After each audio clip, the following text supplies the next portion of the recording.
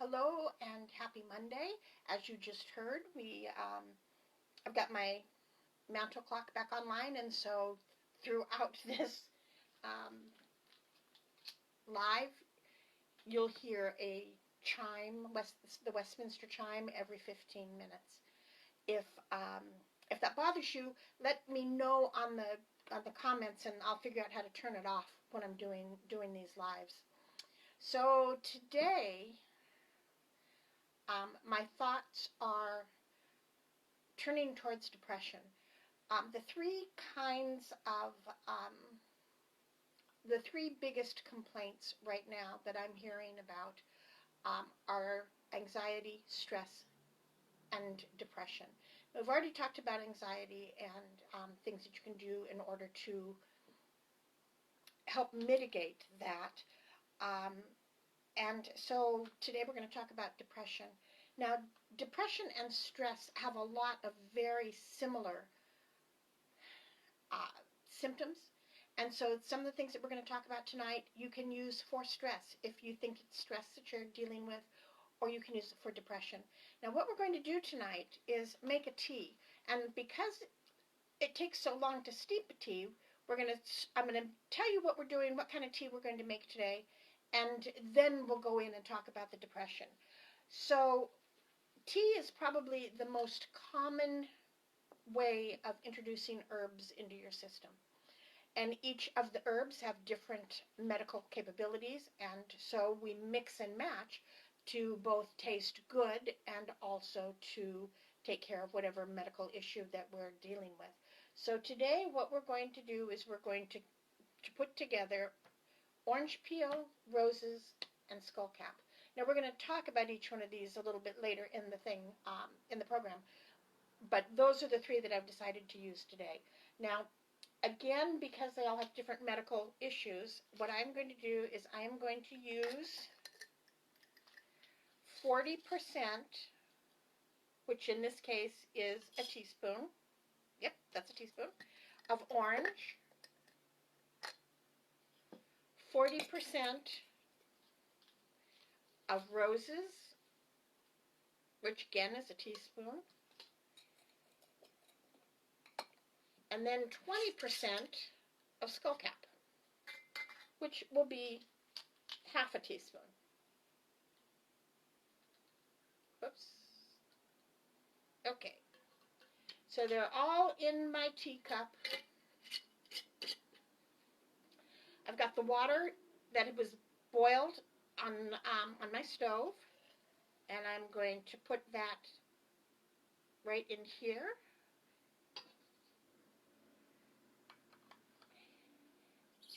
And then put the top on it.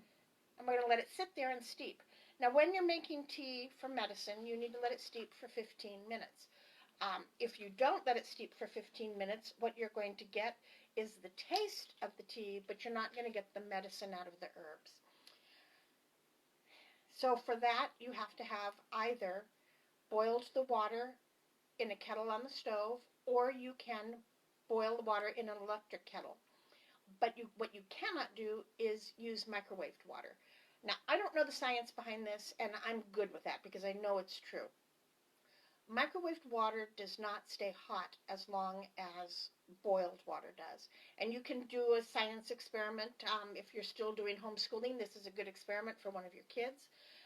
Boil water in the kettle, boil water in the microwave, and then take the temperature with like a meat thermometer or a candy thermometer and see how fast they cool down. And the microwaved water cools down much, much faster. And so you're not going to get the same medicine as you would out of water that you had boiled. Another way that you could do this is you could make a decoction. A decoction is when you stew the herbs. You would stew the herbs put them in the pan, put the water in the pan, bring it up to a boil, cover it, lower the temperature, and simmer it for 40 minutes. Let it sit overnight. Then strain out the herbs and put the water in the refrigerator. Now, I am not a huge fan personally of iced tea, and so I would be more likely to enjoy a cup of hot tea than something cold. But the difference is you need to drink between 8 and 12 ounces. This is a 12-ounce cup. Um, but you need to drink at least 8 ounces of tea to get the medicine that you can drink 3 ounces of in a decoction. So put it in a little 3-ounce glass, shoot it, and boom, you're done. So if you're not liking the taste, that's a way to go. With most teas that you're drinking for medicine, if you don't like the taste, you can put honey in it, and it's not going to do anything different unless it has to do with your blood sugar, or if you're trying to get something calming and sugar amps you up, then you would have to worry about and think about that. So this is what we made today. I'm going to sit it here and let it steep while we talk about depression. So stress is a specific response by the body to a stimulus, such as fear or pain, that disturbs some of the normal physiological equilibrium in your body. It's often created by elevated cortisol, which is the stress hormone, and this will affect every different system in your body. And cortisol is also known as the aging hormone. So the more stress you have, the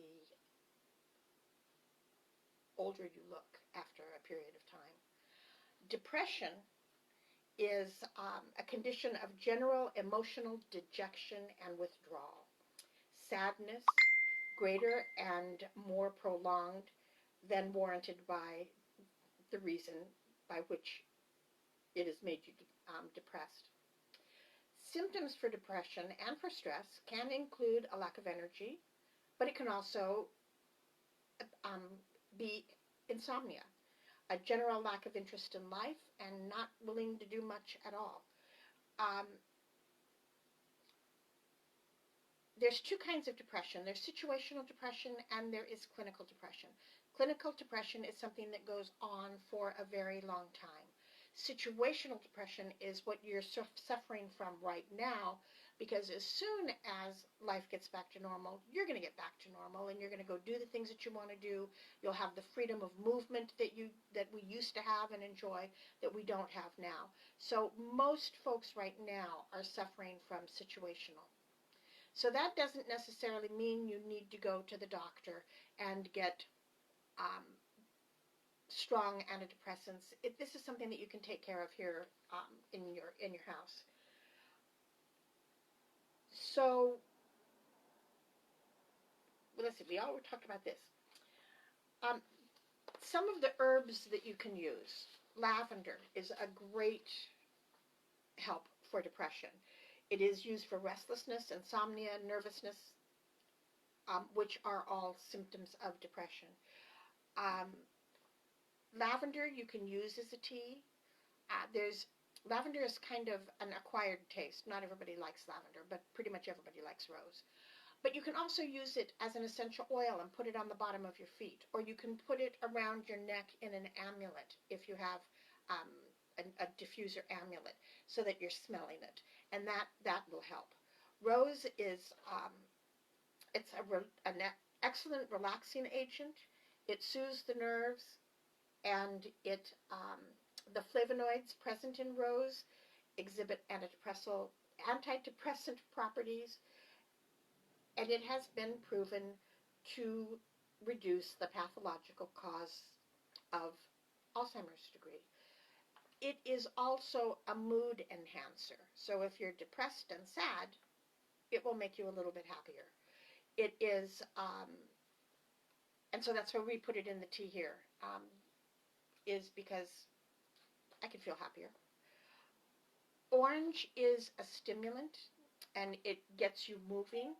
It is, so what we're doing here is we're having the uplifting feeling of the rose. We're going to have the get off the chair and get something done orange, and the skull cap, which is a nervine, which will help reduce nerves.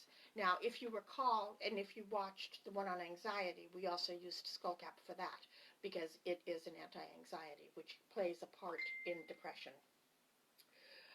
St. John's wort. Now, I want to talk a minute about St. John's wort because if you follow herbs and if you have anything to do with depression, you will have figured out that it's probably the best known antidepressant that is herbal based. Now, the thing about that is, though, while it's the best known herbal antidepressant, it also comes with a whole lot of contraindications when you cannot take them. So if you're taking an antidepressant, you don't want to take St. John's wort. If you're taking any kind of medicine that has to stay at a level in your body, so blood pressure medicine,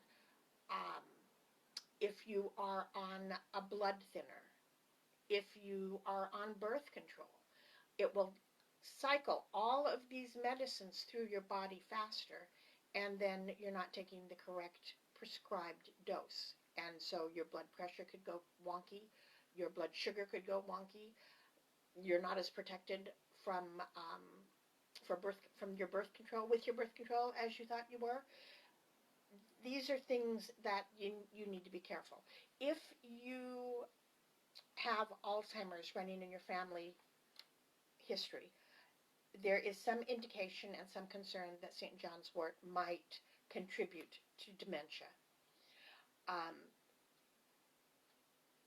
Anesthesia, if you're going to have surgery in the next bit of time, next couple of months, you don't want to be taking St. John's wort because it can possibly have affect your heart in that.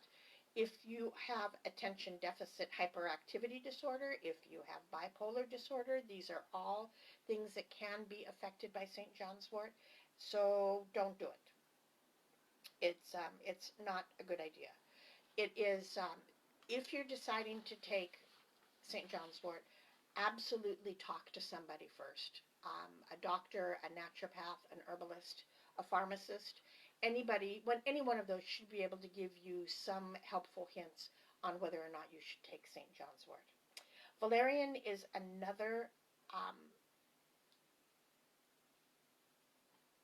herb that will help with depression and help with insomnia and help with anxiety.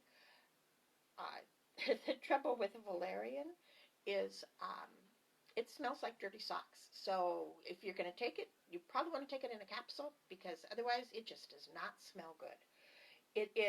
When mixed with alcohol, it can cause a little bit stronger sleepiness and drowsiness. So if you're going to have a drink, don't take valerian and get in your car. Kava kava is another that will help with relaxing and stress, not so much depression. Other ways that you can combat situational depression: get out and exercise. Get your blood moving. Make yourself get out and go. Start a new project. Something that you've wanted to do and you haven't had the time to do, and now all of a sudden we've got time. I haven't been so good at that, but I keep hoping that it's going to help. So I think that exercise and diet is absolutely the best way to keep yourself healthy. And if you are eating good, and if you are getting out and walking around the block, or walking your dog, or getting on your exercise bicycle that's down in the basement, any one of those things is going to help get your heart going. It's going to help you get more oxygen in your body, and just in general, it's going to make you feel good. But tea can help along with that as well. So it's kind of a quick class tonight.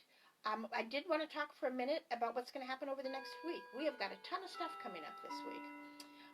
Likely, if you follow all of these, you're going to get really tired of me. So Wednesday, we're going to make body butter. We're getting close to the summer solstice, and so it's time to make sure, our skin looks nice to be walking around in tank tops and shorts. So we're going to make some nice nourishing body butter for your legs and arms. Saturday is the summer solstice. If you would like to celebrate the summer solstice with me, I'm going to be doing that on Saturday. We are going to bring down the energy of the sun and put it in a ribbon. So if you want to join in, what you need to have is a ribbon that is 8 or so inches long. It can be any width, whatever works for you. And it can actually even be yellow yarn if that's what you've got. It'll probably take about 40 minutes. It'll be a bit longer than what of our other things will do. Then also on Sunday is the new moon, and then we'll follow up that weekend with another meatless Monday. We're going to make one of my kids' favorites, which is spaghetti with green sauce. So, have a cup of tea, get relaxed, have a good evening, and have an excellent week. Thank you for joining me, and I know I didn't introduce myself, so again, this is Lynn from Madashan Herbals. Take care.